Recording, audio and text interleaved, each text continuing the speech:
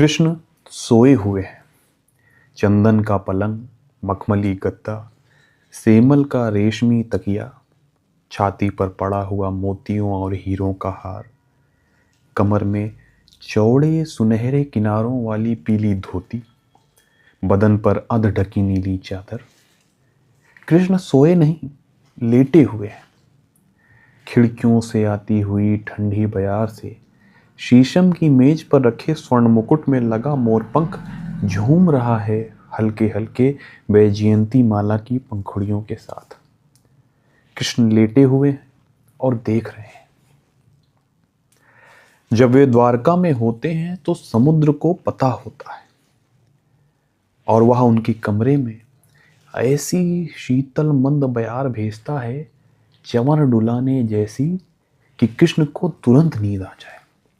और अब की तो वे महीनों की नींद की तड़प के साथ लौटे हैं, मगर क्या कीजिए, ना आंखों में नींद, ना दिल में चैन।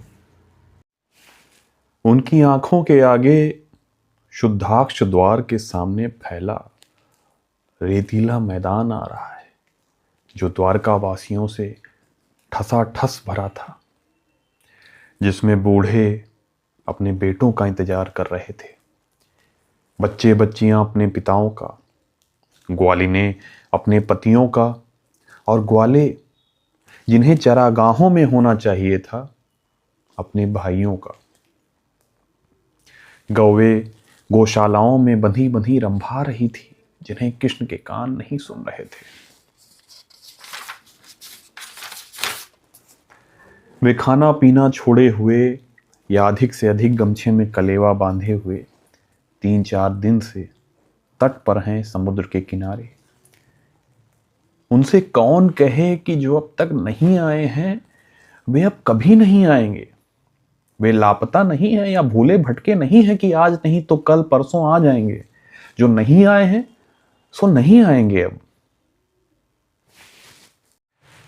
कृष्ण अपने को बहुत बड़ा राजनीतिज्ञ समझते थे, युद्ध नीति के ज्ञाता, और थे भी।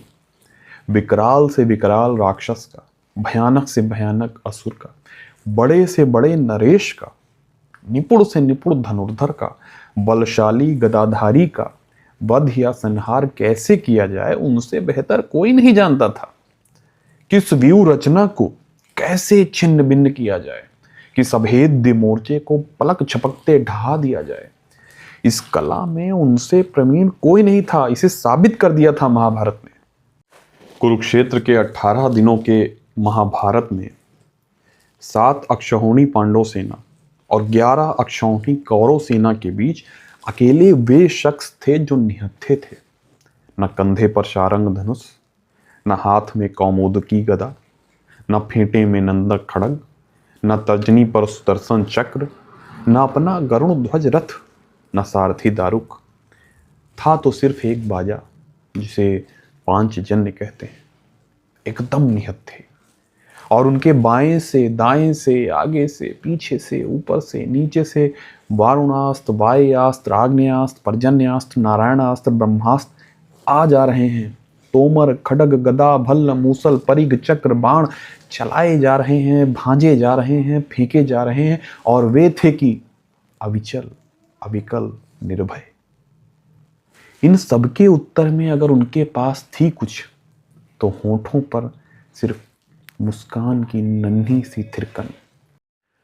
ऐसे तो यह मुस्कान सतरंगी थी, लेकिन कुरुक्षेत्र में उसका सिर्फ एक ही मतलब था, आत्मविश्वस्त उपहास, कि देखो आर्यावर्त या कि भारत के क्षत्रिय नरेशों, धनुर्धरों, गदाधारियों, योद्धाओं, तुमने यहां से हजारों योजन दूर दक्षिण पश्चिम के समुद्र तट पर पानी से घिरे जिस द्वारका को अदना और हाशिए पर पड़ा हुआ द्वीप समझ रखा था, और उसके द्वारकाधीश को ग्वाला और चरवाहा, आज उसे देखो और अपनी हैसियत देखो। बता दिया था गौशाला में गौहों के थन को पहनाते हुए और दूध दूहते हुए, और युद्ध शिविर में घोड़ों की पीठ पर खरारा करते हुए कि आर्यावर्त की मुख्य धारा हस्तिनापुर से नहीं, द्वारका से निकलती है। मैंने कंस वध के लिए गोकुल छोड़ा, सोचा अब मथुरा में रहेंगे चैन से उग्रसेन के राज्य में। लेकिन जरासंध ने आक्रमण किया। 1 2 3 नहीं, 17 बार। किसी क्षत्रिय नरेश ने हमारी सहायता की जरूरत नहीं समझी। हम लड़ते भिड़ते रहे, मरते कटते रहे, उजड़ते बसते रहे। हमारे बगल में ही हस्तिनापुर था। एक बार भी झांकने की कोशिश नहीं की कि हम बचे भी हैं या नहीं, जबकि सबको पता था कि मगध के बंदे गृह में 84 नरेश हैं जिनकी नर बलि दी जानी है। उन्हीं में एक सिर कृष्ण का भी चाहिए जरासंध को। पता नहीं यह जरासंध का आतंक था या जाति बोध। एक भी नरेश नहीं आया था मथुरा। अंततः मुझे मथुरा छोड़ना पड़ा। विष्णु अंधक भोज सात्वत यदु तुर्वसु चेदि कुकुर कौशिक सैनेय आभीरादि यादवों के 18 कुलों के साथ उन्हें जरासंध से बचाने के लिए हम आए सिंधुराज की कुशस्थली, जहां आसपास यादव बहुल राज्य थे। हमने द्वारका बसाई और वह लोक परंपराएं शुरू की जो गोकुल की थी। ना सही यमुना समुद्र तो था, ना सही तमाल और करील के कुंज, ताड़ खजूर नारियल दूसरे पेड़ पौधे और झाड़ झंकार तो थे। थोड़े ही दिनों में हम एक बंद मुट्ठी की तरह पाए गए, बंधी हुई, कसी हुई, तनी हुई।